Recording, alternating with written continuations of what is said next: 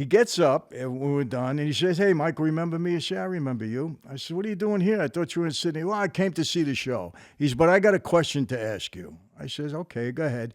He said, "Now I want a straight answer. I want a yes or no. I don't want you to beat around the bush." I know exactly what he's going to ask me now. He was too much of a buildup, right? So there's about 1,800 people in there, and he gets up and he looks at me and he says, "Did you ever kill anybody?" And I look at him, I say, "Yes." He says, "Oh," and he sat down. Now, hi, this is Chazz Palminteri, the wise, and I'm Michael Franzese. the wise guy. And we like to invite you to our new show, The Wise and the Wise Guy. Michael, tell everybody why we're doing this. Well, I'm very excited. You know, Chazz and I have been around the block a few times, I would say. Yes. And throughout our years and, you know, both on the street, off the street, we gained a lot of knowledge and experience. And I'll tell you this, you know, Chazz, my dad always told me, Sonny Franzese, many of you know who he is. My dad always told me, or tried to teach me, that money is power in life. And to a degree, I believe that. You know, you have money, you get around the right people, you can buy your way into things. It is power. But what I really learned, Chazz, is that knowledge is power. That's right. Because you're not going to make money unless you have knowledge. Exactly. And the proof is out there. Every successful person out there, unless they won the lottery, we don't include that. Right. And they usually don't have enough knowledge to keep it. They usually blow it. Right. if they won the 85% of the lottery. people who win the lottery are broke in 5 years. Exactly. But knowledge really is power. And, you know, as a result of that, I think throughout our years, not only our experience gave us knowledge, but we sought it in other ways. I know you're an avid reader, read Yes. a lot of books. I'll be honest with you, I don't read a lot of books, but I like to take nuggets out of the books when I hear about something. That's all you need. know? And so throughout the years, we've accumulated a lot of knowledge that we want to share with all of you. Right. And come at it as a double perspective, in an intellectual way and also a street way. Absolutely. And that's what makes our show unique. We're coming at you with two different perspectives. You know what, Chazz? Honestly, I spent a little over 20 years on the street. Right. And I think the knowledge that I gained on the street was so beneficial for me in later years because it taught me how to deal with people. Right. It taught me how to recognize powerful people and differentiate them from insecure people. It taught me, you know what I always believed? I believed that strong men are dangerous. But you know what I really found out? Right. Weak men are more dangerous. Absolutely. And power in the hands of weak men is more dangerous. And so many of these things that I learned, I've been able to apply it to my life later on. Right. And I know, you know, I kind of went the wrong way for a while, but you were around the same kind of people. Right. And fortunately, you made the right decisions and went the right way and, you know, had a tremendous career as a result. But we both had, which is great. We both knock on wood, we've had great careers. I mean, I did go the right way, but I kept going back and forth for a bunch of times when I was very young. But I knew that the right way was the only way because obviously my parents were like, you got to do this the right way. And then everybody obviously who saw Bronx Tale, which was my life. You know, once after that my first 18 years and my father, we moved, I knew my father was right, that unless you do the right thing, good things are not going to happen. And that's why we're doing our show. We want to share our knowledge, what we've learned, to the people out there. Yeah, and I think in this day and age, you know, look, we're facing different challenges in our country and in the world today than we did back in our day, I think. And I noticed there's so many young men, and I know you probably get this too because you have a successful podcast, come to me for advice. Right. Michael, how do I deal with this? How did you make a comeback? You know, how do you deal with this situation? How are you working out with people? You know, so many people are looking for advice from people that have been there and done that. And the thing about us, Michael, which I think is really good for the people to know, especially you, more than me, like Rudolf Steiner, who I do a lot of reading about, who was the creator of anthroposophy, which is a study, you know, of a science, of spiritual science. He said that the people who go through the skin of the dragon, that come out the other side, are the best people to listen to. And obviously, we've both been through the skin of the dragon. You've been really through. I mean, you know, you did years in solitude, and you spent 8 years in the joint. I mean, that's really learning something from going through the skin of the dragon and coming out and speaking about that. I mean, you've noticed if you go to a drug center, the people who talk to everybody are ex-addicts because they've been through the skin of the dragon. So what the people are getting from us is people who have knowledge and people who've been through the street and approaching it a different way. And that's what our show is about. Our show is about doing that. We're going to take the great books, and we're going to give you our take on the ideas of what they say. Maybe we should start off. What is our first book, Michael? Yeah, one of the first books that I read way back when was a book that Lee Iacocca wrote. Yeah. When he was a chairman of Chrysler. Chrysler, yeah. And how he brought Chrysler back to life. Yeah, one of the first guys that I really took a liking to and I really got a lot of knowledge from when I was younger was Lee Iacocca. Right. And, he's the guy that brought Chrysler back. Yes, absolutely. But a brilliant guy. And the first book I read was really a business book. But he's written several books, and one of them that he wrote was Where Have All the Leaders Gone? And I really enjoyed it because I think there is a lack of leadership in this country. I think, you know what, Chazz? People think that because you're in a position of power or because you're a boss or you're a supervisor, that you're a leader. And that's not always true. I believe a leader is only a real leader when people willingly want to follow that person. Yes. That's when you know he's got the characteristics of a leader where you'll follow him into the foxhole. This is the guy you want. So people mistake. You could be a boss. And I tell you what, I learned that in my former life.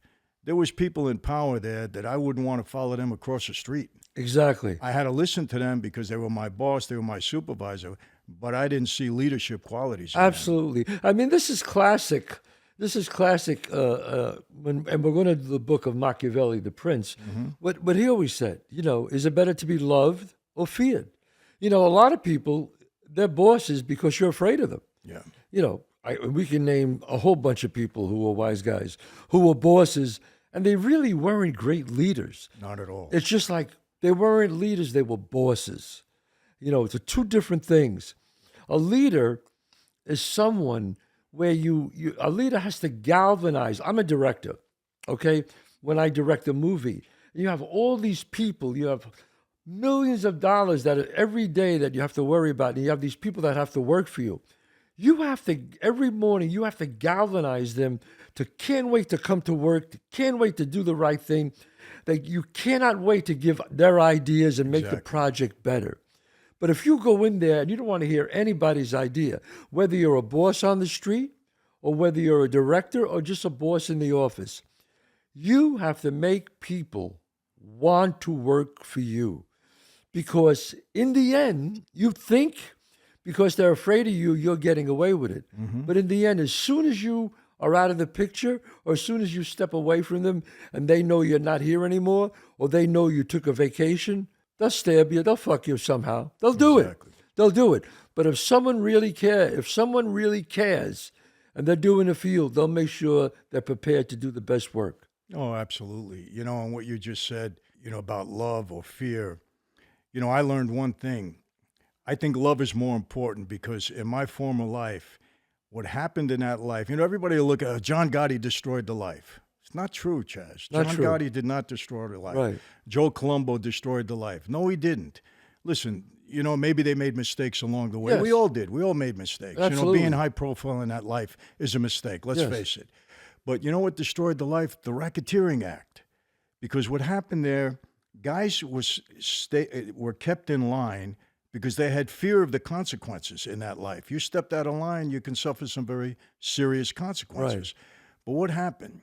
When the RICO laws came into effect, that fear was transferred from the life to the government. Yes. The government puts you in a room, hey, either talk to us or you're going to spend the rest of your life in a 6x8 cell. Well, they feared that. Yes. The government said, well, don't worry about it. We'll put you in a, witness protection program. We'll give you family money. We'll put the other guys away. You have nothing to worry about. That caused the collapse of that life. Totally. But if you love somebody, you're not going to give that person up. Yes. You know that. We know that. Everybody knows that. Right. When you love somebody, you're going to go down with the ship. You're going to go, yeah, I agree with you. And another example, when I was in that life, I had maybe 15 guys around me, right? And, you know, so many guys on the street, they want to get made. They want to, this is their dream. They want to be part of that life. So I'll never forget, Chazz. One day I sit them all down and I tell them, listen, any of you have aspirations of becoming a made guy or getting straightened out, this is not the place for you. Go, you're free, go wherever you want. I'm never going to propose you. And they looked at me and I said, because if I propose you, I lose you. I'm going to put all this work and effort into you, then you're going to be your man, and you're going to turn your back on me. You're going to go in your own separate way. I said, however, if you guys want to make money, this is the place to be, because I'm going to make you all wealthy. Now, I put a lot of pressure on myself at that point, right? But they had to believe in me to do that. Well, none of them left, and they all made a lot of money. So I had to fulfill it. Yes, I had to fulfill it, but they all stayed with me. The thing is, I'm saying is, people have to willingly want to follow you and believe in you. No question. That's a leader. That's a leader. That's a leader. And somebody, you know, when I was in Hollywood, there was a guy named Mike Ovitz, and he ran CAA. Yeah. And Mike Ovitz. In Disney at one time, right? Was he ever in Disney? No, I don't think Mike. You know what? I don't remember if Mike. I know he ran CAA. He founded CAA. Big name, yeah. Big name, Mike Ovitz. And I remember I watched him give a speech once, and I was just. Now, I'm a street guy. I've been around. Mm-hmm. I could look. I got X-ray eyes. I could see a guy bullshitting me 1,000 miles away. Sometimes, you know, we can see things that other people sometimes can't. And this guy was so good and so convincing that I said, I'd follow this guy anywhere. I'd do anything he wants. This guy was so brilliant at making people feel. He was the first. See, he was the first one to break down an agency. See, agencies before CAA, every agent had their clients, and they kept them away from every other agent. Mm-hmm. And so everybody was like, "No, I can't share that with them." And Ovitz came in and said, "Oh, no. Our agency is going to be different. We all have these big clients. We all represent them, and we all look out for each one of them." Mm-hmm. It's CAA. The agency is the one who succeeds, not the individual client, right. not the individual agent. He was the first one to do that, and you know what? He was hugely successful. Yeah, till today. He probably set the platform. Just like he said, that's what a leader is. You want to try another question? What do you think? Well, I want to tell you this. Yeah. I'm not saying this because we're sitting together, but Okay. you know, we're getting into the mob movies a little bit, and then Yeah. we'll get into this. I will say this: in the Bronx Tale, Yeah, the role of Sonny that you played, right, now I know this, I'm speaking from experience and Yes. from knowledge, right. was probably, there's two people that I really admire and look up to in those roles. The role of Sonny that you played in the Right. Bronx Tale, brilliant. You nailed thanks. it, Chazz, like I'm telling you. And then, of course, Armand Desante when he did Gotti back in 1996. Right. But you were the leader that I would have followed back then. Just the way you presented it yourself, the way you spoke, the knowledge that came out of you. Right. You inspired on the street leadership in that role. Well, I don't know. You know, he had to be fair. You know, he was fair. He was tough. Yes. I always tell people, look, Sonny wasn't a guy to emulate. I mean, he would kill you, Yes. but there was something about him where you respected him. Yeah. You might have not liked him, but you respected him. Yes. And that was the key. But he was a leader in that. He was a leader. Yes. He was a leader. And you can see why everybody would follow him. You know, it's an amazing thing you're talking about this, Michael, because, you know, you read books on psychology and you look at a movie like The Lord of the Flies. Mm-hmm. If you get children, I'm talking about 8, 9, 10, 11 years old, and you put them on an island, like the plane, this was the story, you know, the plane crashed and the kids were on an island, automatically one becomes the leader. Right. One, for some reason, becomes the leader. Why? They're kids. Where are they learning anything? Another one becomes his number 2 guy. Nobody's teaching them. They didn't learn. Just natural. How does this happen? Yeah. Another guy becomes the Judas, where he wants the top guy, but he doesn't have the leader. Another guy becomes the buffoon, where everybody laughs at him. Mm-hmm. It's unbelievable. Yeah. It's just natural. natural. Yeah. Listen, what we want to do now is there's a number of books that we've gained additional knowledge from that we thought was something that we wanted to share with you. The first one we're going to do is Lee Iacocca's book. Right. And again, it's called Where Have All the Leaders Gone? So we took, 1 to 5 principles that Iacocca would say. And we're going to do these with all the other books. And we're going to talk about it and give our personal views and experiences with it. So the first thing that Iacocca says is, be a role model for the people around you. Iacocca emphasizes the importance of leading by example and the power of modeling behavior that you wish others to emulate. Wow. I mean, why is it the most successful companies, you see them like the boss is the first one there and the last one to leave? How could that be? He's the boss. Why would he do that? Why would he be the first one there and the last one to leave? There's something that he's setting an example. He's telling the people, hey, I own the company, and here's what I do. Exactly. So when you see that, you say to yourself, hey, man, if this guy could do this, then I could do this. Absolutely. And you know what's funny? You said that, but I have a friend who's a very big company, very successful oil company. And he did exactly what you did, what you did, Michael. I just realized it. Now, he said to them, after a few years, he said, I'm going to make you all of you partners because I'm going to retire one day and I'm going to give you all a partnership in the company. Michael, they worked for this guy. They worked for him, and all he did was raise the value of his company. That when he did retire and whatever sold it to them, it was worth it was genius. Absolutely. But that's what he did. I just thought of that. And one of my friends, my dear friends, his son was in the company from the ground floor. He's very successful. But all of these young guys who started in their 20s, they're all in their 40s now, all wealthy and doing great. Well, a good role model. Good role model. And you could even take that to sports. Oh, yeah. Tom Brady, Michael Jordan. Right. The first ones to practice, the last ones to leave the field of the court. That's it. And look what they become. And everybody wants to emulate those two. Everybody wants to emulate. Everybody you're right. wants to be the next Tom Brady. Everybody wanted to be the next Michael Jordan. And you can go on and on with all those great But athletes. especially Tom Brady, Michael Jordan was gifted with this incredible talent. But, okay, so, there's a great book called The Outliers, which we'll do. Mm-hmm. I was reading about Michael Jordan. What made Michael Jordan so incredible? And my shrink, Dr. Phil Stutz, who was brilliant. Anyway, I had a conversation with him once about it. And I said, Phil, what made why was it? Because he was into basketball, Phil. He said, the thing that made Michael Jordan so great was, one, he did it by example, of course. But he was so, whether people as talented as Michael Jordan? Absolutely. That didn't achieve what Michael Jordan achieved? Absolutely. Why is that, I said. And he said to me was, because once in a while you'll get that combination of such talent, such will, such work ethic, such discipline, and you put that all together and you get Michael Jordan. Exactly. And that's what it was.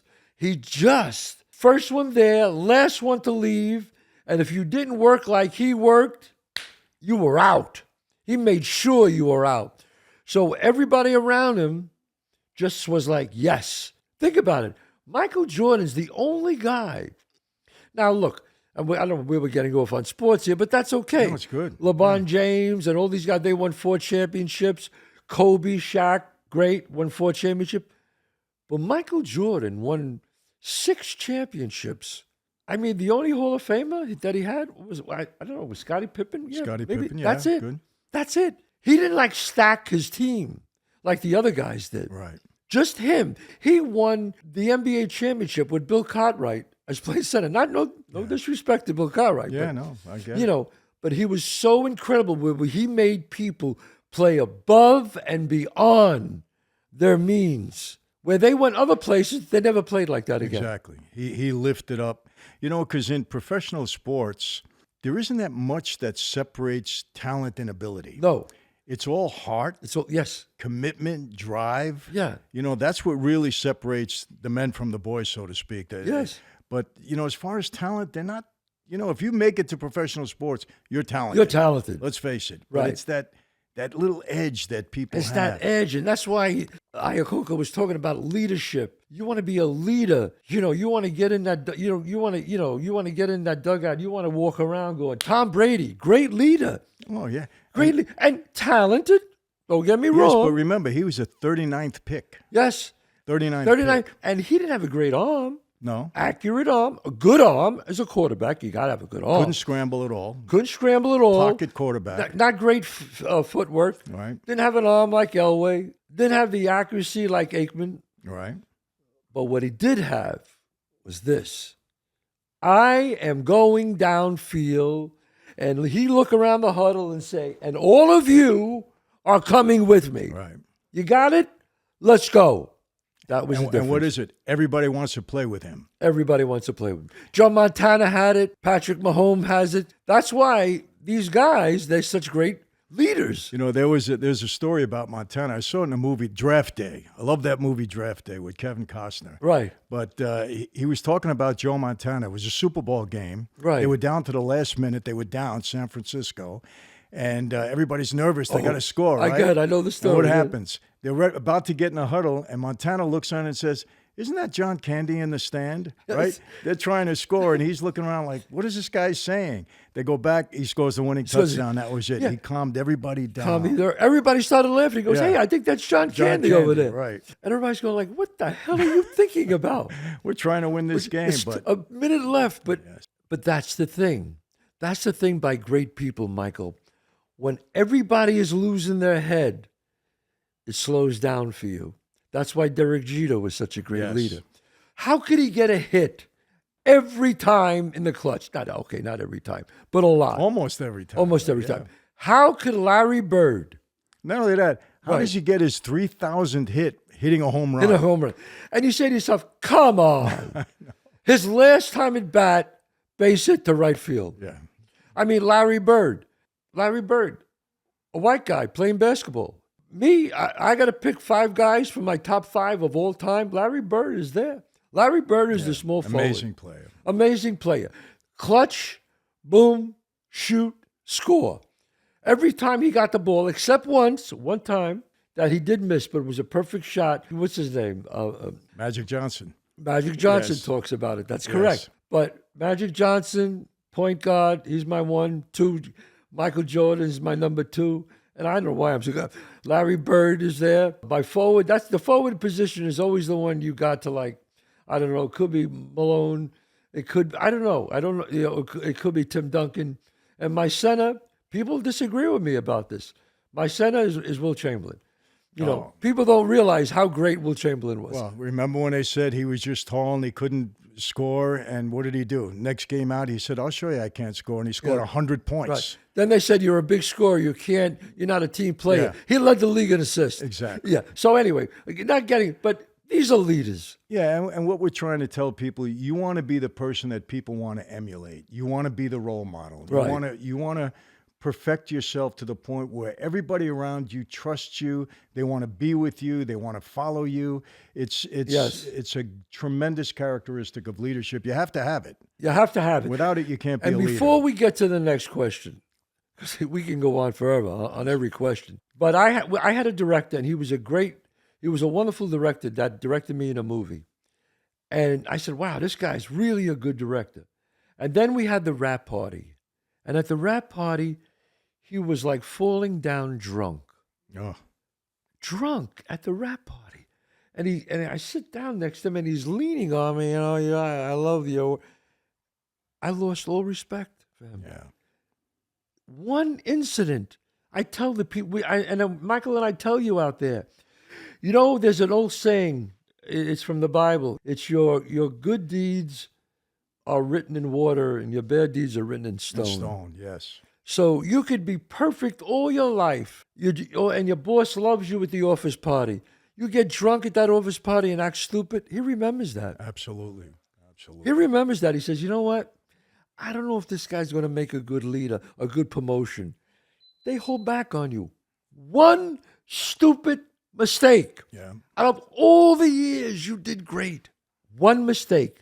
That's what it means to be a great leader. You're allowed one mistake. Especially in this day and age where everything is documented. You can't get away with anything. Everything is on YouTube. I always tell people, don't write anything on the internet unless you don't want the whole world to know it. That's right. If you don't want the whole world to know it, don't write it. Exactly. What- Great lesson. So be the person that everybody wants to emulate and follow. That's right. Number 2, take responsibility for your actions. Iacocca suggests that true leaders take responsibility for their actions and don't deflect the blame onto others. This requires courage and integrity. That's right. God, is that so true? Wow. That is, don't throw people under the bus. Don't throw people under the bus. And sometimes, even when it's not your fault, but you could save somebody else. I did a movie once, and I'll tell you. And in this movie, there was a girl. We were losing the light, and we had to reshoot a scene. And so we went back. So the next day, we had to not reshoot it. We had to add to the scene. We didn't finish it. So the next day, we shot the scene, and we're losing the light. And the director's going, big director, and he's going, "We're losing the light. Come on, people! Come on, people!" You could feel there was a lot of pressure. Mm-hmm. You got to get this before the day. Come on! And all of a sudden, the wardrobe person is fixing me up, and I could see tears just rolling down her eyes while she's fixing my tie. And I said to her, quietly, "What's the matter? You okay?" And she said, I gave you the wrong suit. She didn't match the suit that I had the day before. And I got the wrong suit on, and the director's screaming, "We're losing the light." And she's crying because she knows what this means. And I said, "Okay, yeah, all right." I said, "Excuse me." And I called the director out. And I said, "I screwed up. I put the wrong suit on." And he looked at me and goes, "Chazz, how could you do that?" I said, I don't know, man. I'm sorry." He goes, "Hurry up." I went back in the trailer, and she had the suit there, and I put the right suit on. It took about 10 minutes. I mean, what did it really take? But I knew I wasn't going to get fired. I was one of the leaders. I was one of the guys on the movie, You know what, Dad? She will never, ever, ever forget that. Till this day. Ever. Till this day, she calls me her guardian angel. Till this day. When I see her, she hugs me, and she tells people the story. Because I knew I was the leader. I said, let me take the fall for her. Because I'm the leader. He's going to get a little mad at me, but he's not going to like. But her, she could have got fired. Who knows? I don't think he would have fired her, but You never know. But sometimes you take the hit, and it takes courage for that. And then sometimes if you do screw up, you got to admit it. Absolutely. You got to admit it. This is a different example. Hopefully it kind of makes sense to people. You understand where I'm going. But, you get on a witness stand. Yes. You're on a witness stand, which I've been many times in my life. Right. Been to trial 5 times. And they're asking you a question, and you're trying to deflect and go around it and all of that. And the more you talk, the more trouble you're getting yourself Worse. in. You're trying to maybe push the blame somewhere else. Instead of coming right out, boom, answer it, and you got to move on. Because once you answer something, that's it. I'll tell you a crazy story. I'm in Australia, and I'm doing some marketing for a couple of events that I had. Right. So I go on this show. He was kind of like the Howard Stern of Australia. I'm on there 3 hours. Great. A good interview, all of that. Now, they didn't tell me going in that he was going to try to really give it to me like Howard Stern would do it way back when, right? Yeah. But I thought it was a great interview, right? What I find out when I leave, his whole audience went on top of him. You let this guy get off the hook. You didn't ask him the tough questions. They went crazy, right? So now, that was in Sydney. So now I'm in Melbourne. Right. And he flies to Melbourne, this guy. And he sits in the front row because I'm doing a Q&A afterwards, right? So he gets up, and we were done, and he says, "Hey, Michael, remember me?" I said, "I remember you." I said, "What are you doing here? I thought you were in Sydney." "Well, I came to see the show." He said, "But I got a question to ask you." I says, "Okay, go ahead." He said, "Now, I want a straight answer. I want a yes or no. I don't want you to beat around the bush." I know exactly what he's going to ask me now. He was too much of a buildup, right? So there's about 1,800 people in there, and he gets up, and he looks at me, and he says, "Did you ever kill anybody?" And I look at him, I say, "Yes." He said, "Oh," and he sat down.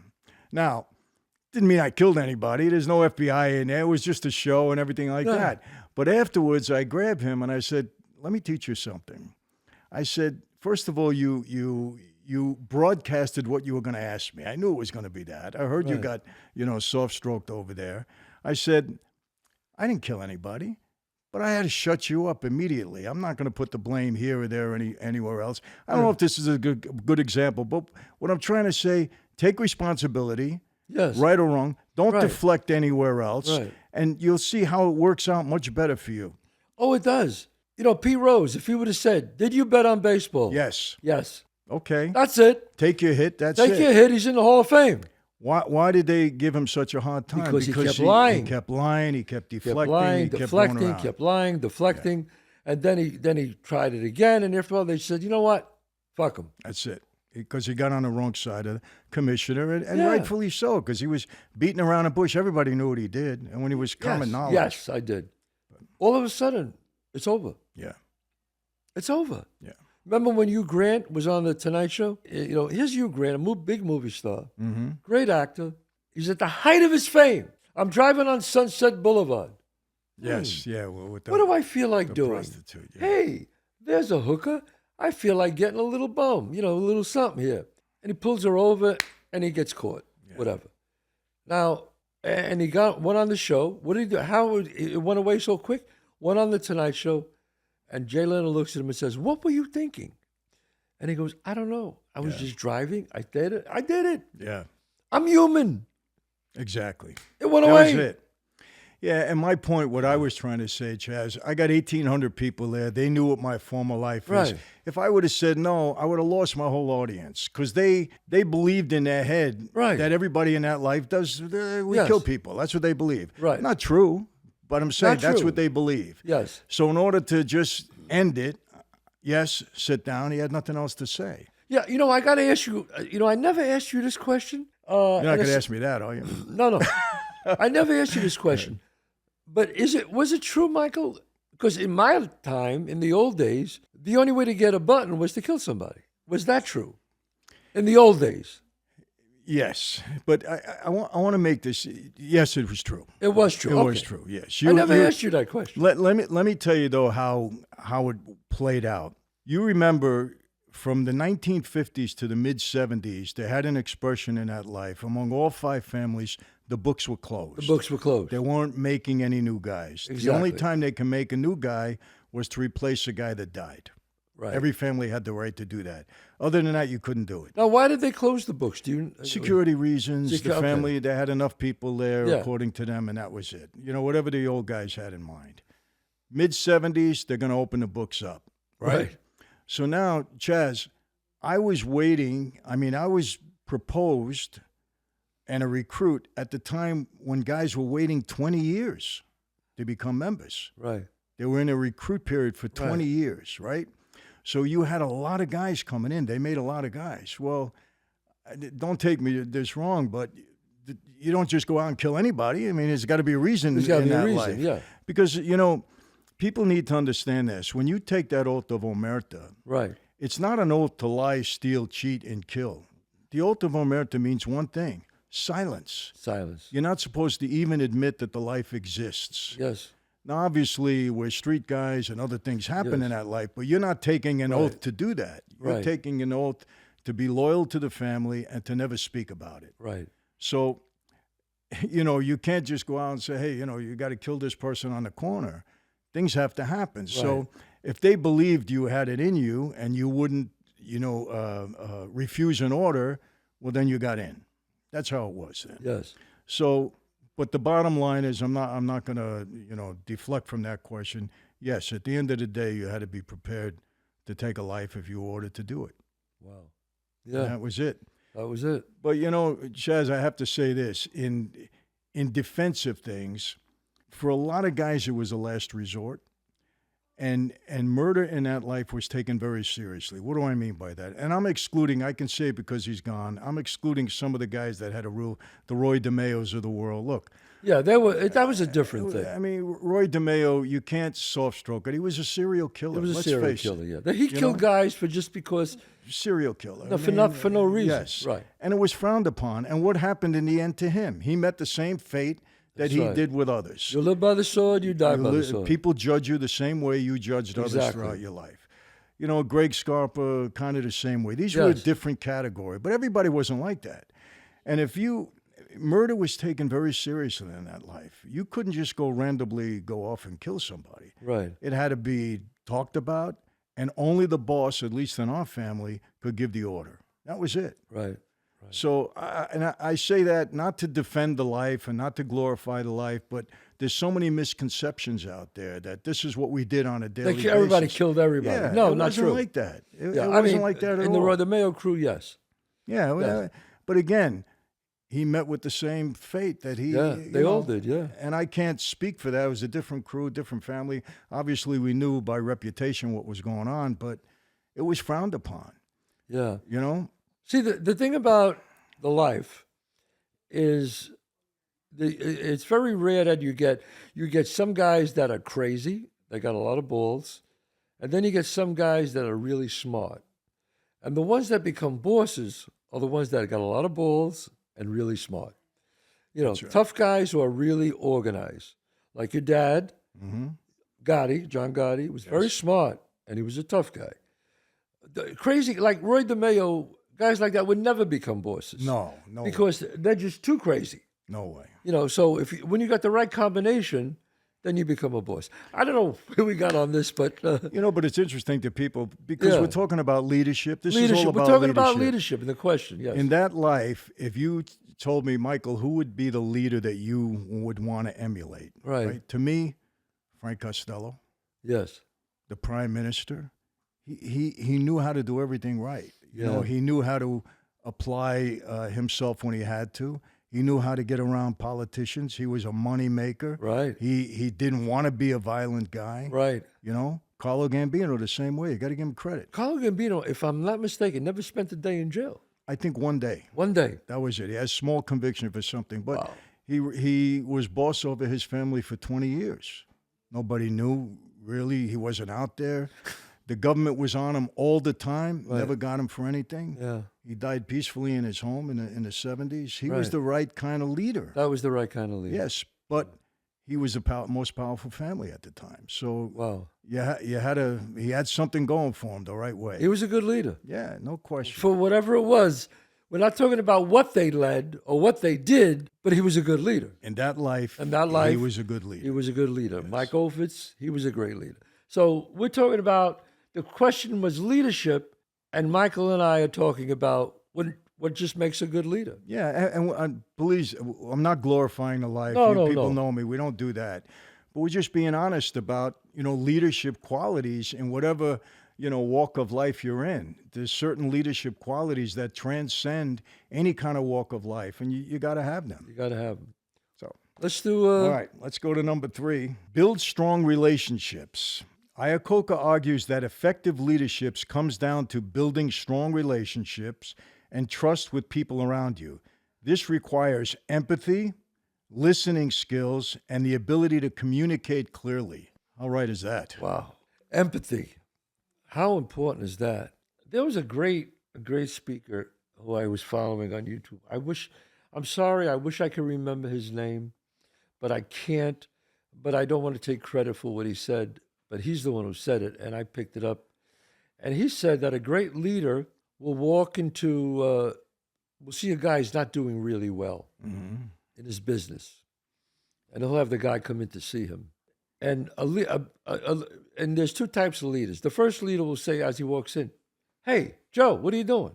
You're like way behind on your commissions. You're way behind on this. If you don't step up, I'm sorry, I'm going to have to let you go. So you do what you have to do to get these numbers up. Okay?" Sends him out of the office. The second type of leader, he walks in. The guy walks in, right? This guy says to him, this leader says to the guy, "Joe, how you feeling? Everything all right at home? You okay? I mean, life's good? Family's all right? Family's healthy? What's going on? I know I just noticed that you're not doing the numbers that you were doing, and I feel for you. I care about you. I want to know what's happening." And then you find out, hey, look, I totally get it. It's a bad time right now. I get the numbers. Don't worry about it.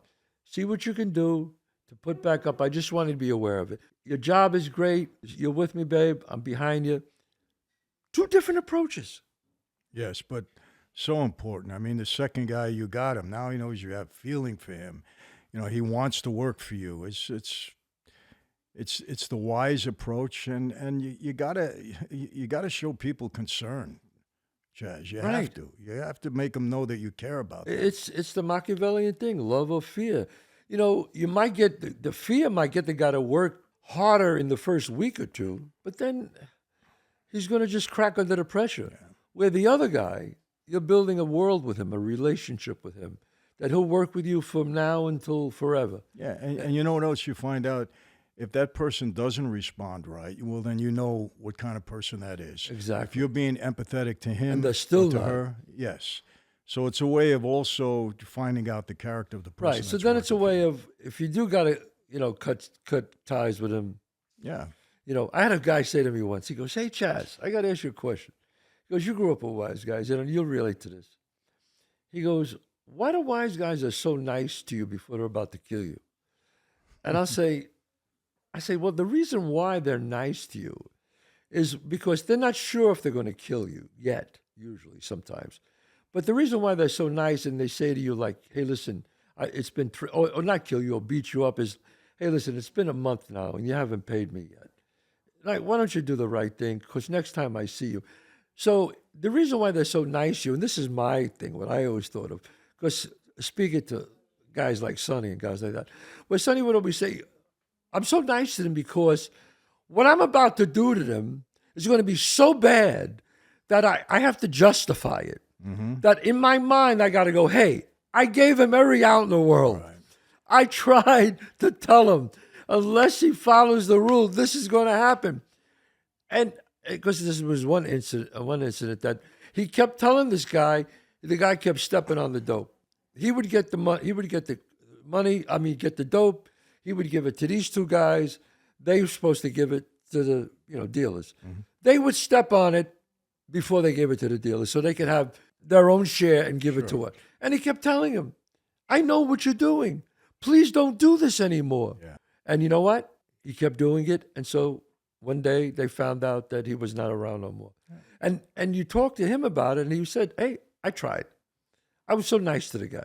So it's kind of like we give an example. We gave an example of the boss with the commissions, and now we give an example of the wise guys Yeah. with the dope. And you apply that to a legitimate world, too, to everybody's world here. And it's the same thing. You're giving a guy an opportunity to straighten out. Straighten out. And if they don't, you're gone. You're gone. I mean, fired, not Right. gone Well, away. in your world, they're fired. In my world, in your world, they're gone. They're In my gone, world, they're fired. Right. But it makes sense, and you gotta be that way with. Yes. And you gotta strong relationships. Chaz, I preach this to young people. I speak to gangbangers. We go Yeah. into juvenile halls, and I'll tell them, you are who you hang with in this life. Yes. And I tell them two things. Number one, you are who you hang with. You're going to be judged by the people around you. Yes. And you're going to be a product of the people around you, number one. Right. And secondly, the path you're going to follow in life is going to be dictated by who you're accountable to. And I always tell them, when I was on the street, I was accountable to my oath. I was accountable to my boss. Right. I was a criminal. Ended up in prison. Could have Right. been so much worse, but that's where I ended up. Now, straighten my life out. I'm accountable to my God first, to my wife, to my children. I want to do the right thing, to stay on the right Right. path. And people that, look up to me and trust me. So relationships that you have in life are so important. Oh my God. So important. And you can't be an effective leader if you don't have the right relationships. I believe that. No question. I mean, you want to know what your salary is going to be for the rest of your life? Look at your friends. Yeah. And if you hang with those guys, that's what your salary is going to be. That's such a great example. I always tell people, Absolutely. you want to know what your salary is going to be? Look at your friends. Yeah, That's what your salary is going to be. exactly. Unless you, and again, don't get me wrong now. I'm not saying you can't be friends but you got to have friends that are in the same goal, the same goal. Same mindset. Mindset. Yeah. If I'm in a room and I'm the smartest guy in the room, I don't want to be there. I don't want to be there. I don't want to pontificate and act like who the hell am I and tell stories. I don't get me wrong. I'll be there and I'll be entertaining. I'll be a nice guy. But I don't get juice from being in those rooms. I want to be in rooms with really brilliant people where I could pick their mind and I could talk to them and I could learn from them. Because if I'm not learning, I'm not doing anything. I agree. And that's why. If you're the smartest guy in the room, get out. And I'll tell you, even now, I mean, I'm 71 years old, but I love to get in a room with these younger guys Yeah. that are tech savvy, that understand this world that I don't have a clue. Oh, yeah. Chazz, I don't know about you, but when I look at my phone, emails, texts, Yeah. and I read. If there's something wrong with the phone, I got to go That's call it. my kids. I Me don't too. want to know. That's it. My daughter, I call my daughter and my son. Yeah, or my partner Sam, Oh, or yes, somebody exactly. that hey, handle this for me. Yeah. And I don't want to compete with them. I want to learn from them. Well, because it's different. Our minds are not, we didn't start off, our beginning of our minds didn't start off this way. They're looking at things when they're 4 years old. They're working on the phone. Yes. So they connected the dots much better than we can. You can get a 5-year-old kid that can take it from you and go, please, Michael, Exactly. I'll show you what it is. And he'll look at it because he has the dots that we don't have. Yeah, my 7-year-old grandson is better.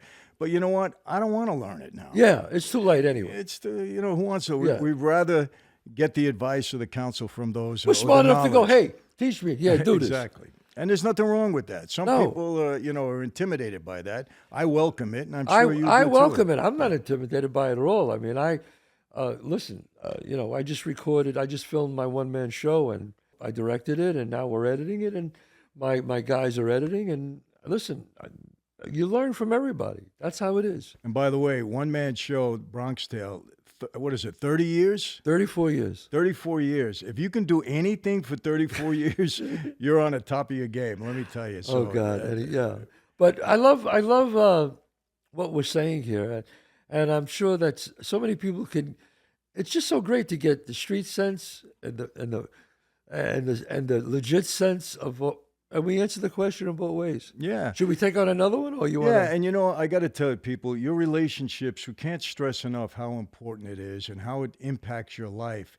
It impacts your mood. It impacts the way you look at life. It's so important to have the right relationships around you. So, Iacocca was smart in bringing that out, but I think we all know that. Let's go to the last one. This I love. Focus on results, not just the process. Iacocca suggests that leaders must be able to set clear goals and hold themselves accountable for achieving results.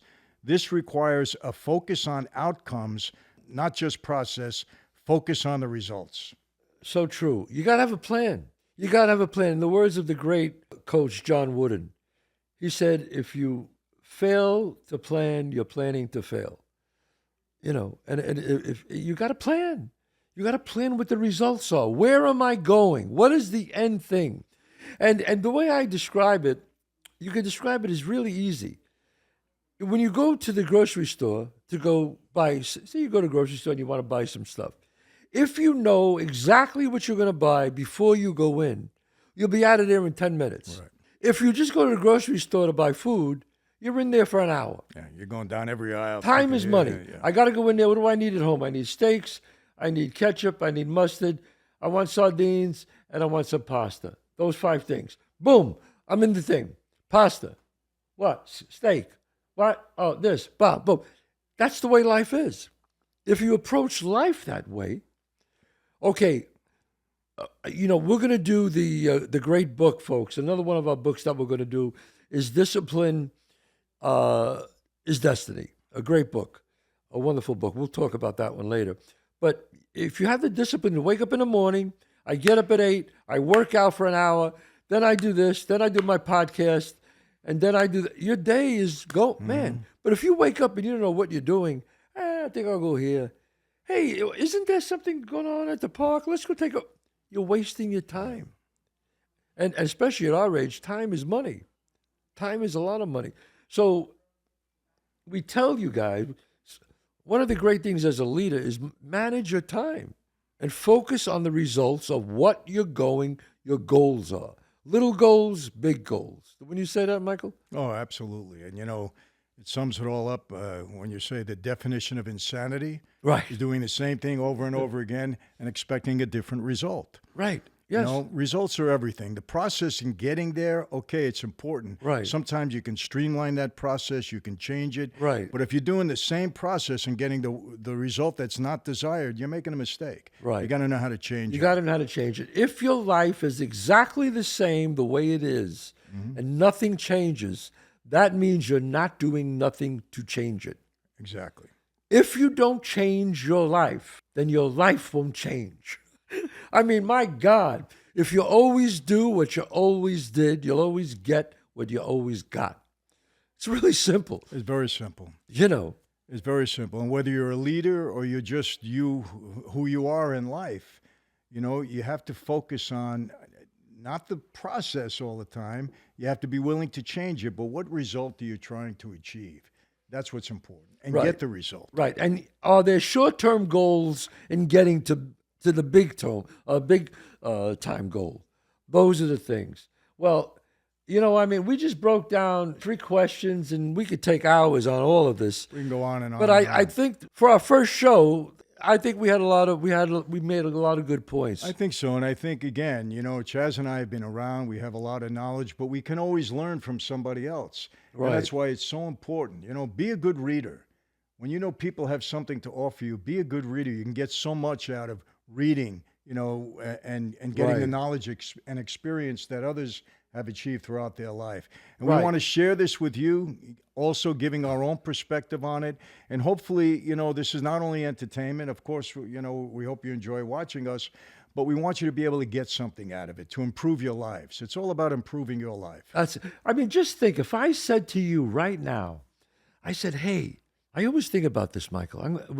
Michael and I are saying to you that if you had a time machine, right, and you could get in that time machine and go back and speak to anybody that you wanted to, think about the people you would want to speak to. Me, I would like to speak to Machiavelli. I would like to speak to the Stoics, you know, Marcus Aurelius and all these guys. Think about if you can do that, how much would you pay for that machine? Well, you know what? You can, because the books are there. All you got to do is read the books. They wrote the books and they're still around. Exactly. So what we're going to do is we're going to make your life easier. We read the books and we're going to talk to you about them in the legitimate way and in the Machiavellian way, and it's going to be fun and entertaining. Exactly. Chazz just summed it up. So, And I mean, that's it. So all I got to say is I'm Chazz Palminteri, the wise, and I'm Michael Franzese. the wise guy. And this is a combination you're not going to see anywhere else. Anywhere else. And we'll see you next week. Take care.